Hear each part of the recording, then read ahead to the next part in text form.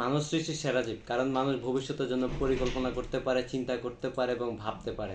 মানুষের মনে দুইটা প্রধান বৈশিষ্ট্য রয়েছে বা প্রধান দুইটা চরিত্র রয়েছে। তার মধ্যে একটি হলো যুক্তিসঙ্গত সিদ্ধান্তকারী।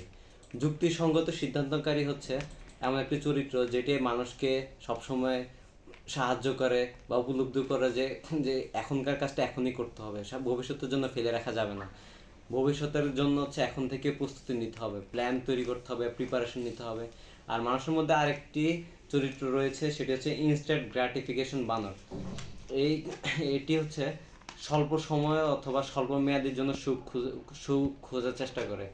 এটি এটি মানুষকে প্রলুব্ধ করে হচ্ছে বিভিন্ন ধরনের অ্যাক্টিভিটিসের মাধ্যমে বা হচ্ছে লেজিনেসের মাধ্যমে, যে সহজে কঠোর পরিশ্রম করতে বাধা দেয়।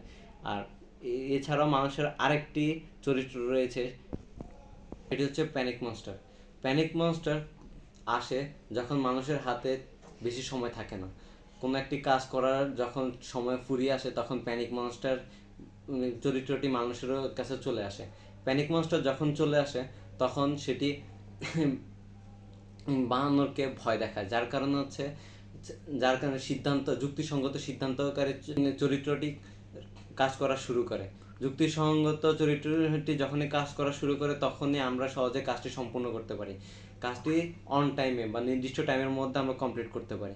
তো সবসময় এই প্যানিক মাস্টার সবসময় আসে না বিভিন্ন কাজের মধ্যে, যেমন যেসব কাজের মধ্যে কোনো ধরনের বাধা নেই বা হচ্ছে কোনো সময় বেঁধে দেওয়া নেই, যেমন হচ্ছে ব্যায়াম করা বা হচ্ছে নিজেকে সময় দেওয়া বা নতুন কিছু শিখা, সম্পর্ক ভালো রাখা, এই ধরনের কাজগুলোতে প্যানিক মাস্টার আসে না।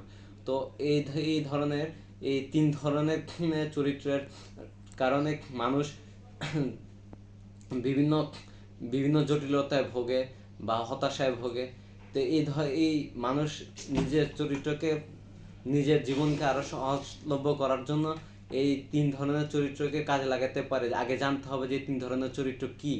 এই তিন ধরনের চরিত্র সম্পর্কে জানার পরে মানুষ মানুষ এই তিন ধরনের চরিত্রকে যথাযথভাবে যদি কাজে লাগাতে পারে, যেমন প্যানিক মনস্টার সবসময় আসে এবং সবসময় ওই কাজটা করতে আমাদেরকে সাহায্য করে, এই জিনিসগুলো যদি উপলব্ধি করতে পারে তাহলে আমরা সময়ের কাজ সময় করতে পারবো, পরের দিনের জন্য ফেলে রাখতে পারবো না।